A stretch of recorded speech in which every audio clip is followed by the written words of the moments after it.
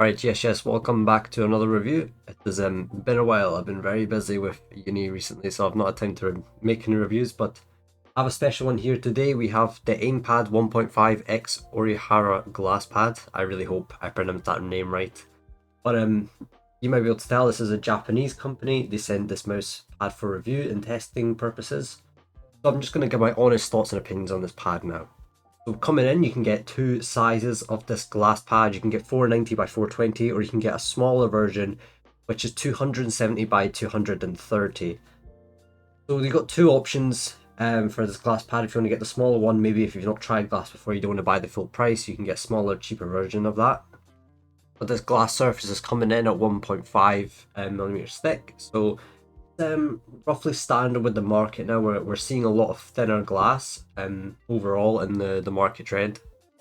You are getting the print, you're getting silicone base, and a quite hard glass. So quickly I'm going to go over how the pad came, what it came with. So you can see here the pad came in this really nice flat box packaging. I would say this is similar to maybe glass pads of a year and a half ago, where you just get the box with the foam, nothing crazy, no magnetic box or anything, but this is fine, this is nice. The artwork is really nice. You also get some extras here. You get two lots of frost edge skates, two different versions, but I might go into that. They are very similar. You get a sticker, and then you get this guide here, which you can use Translate to read if you cannot read it. So I just want to highlight the base real quickly. We saw it was silicone. It's using this old style little hexagon design to provide the grip. It's an okay base, it's not amazing. I just want to highlight the look here before I show how it moves on the desk. So the base is not the best on the market, but it is still effective. You can see here it doesn't move around. I'm pushing.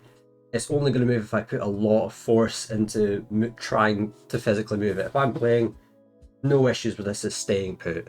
Overall, the pad, the product itself is great quality and it's very nice. The glass, as I said, is very thin and it's very nice, comfortable. However, to update this pad and make it a better version, I would want the corners to be more rounded and a bit softer, to be honest, around the edge. We've seen more and more glass pads coming out that have those really nice rounded soft edges. I think this pad would benefit from it, because here if I put my bare skin across this, it's not the softest, it's not the nicest to do. I would not want to really do that. So let's begin to talk about the actual glass surface itself. The surface feels great, has a nice smooth feel, and it has a very slight and subtle texture to it. It's not really smooth like air hockey, where you just cannot feel any sort of friction or texture on it. It's nice, and it has this nice texture, so you can still feel where your mouse is around the pad. The glass itself is very durable, giving it this nice feeling of consistency. So the surface itself is actually a nice experience for me to use. It has a really great balanced glide, so meaning I can flick really nice in the surface.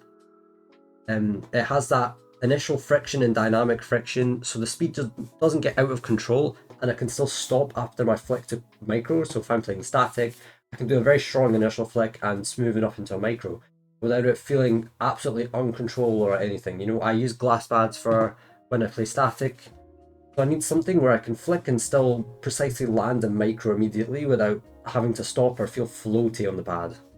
So as I said, this helps my aim feel comfortable when using it for static clicking or just clicking in general. This is really perfect, as the surface is not too fast where the landings are floaty, or this is a good example for like air hockey. So sometimes like really fast glass pads feel air hockey, where the mouse just feels like it's constantly moving, you have no control over it. This is not like that. You can flick precisely and land nicely and stop. And it helps to transition into a smoother, maybe wrist movement after the arm flick. Because of this, these qualities are really nice for the pad, and I could recommend it for all aiming categories, being clicking, tracking, switching, everything. It's really nice and perfect for all. It's a nice balance. There's not like an immediate problem I can get that would like hurt that category or cause any issues with that category.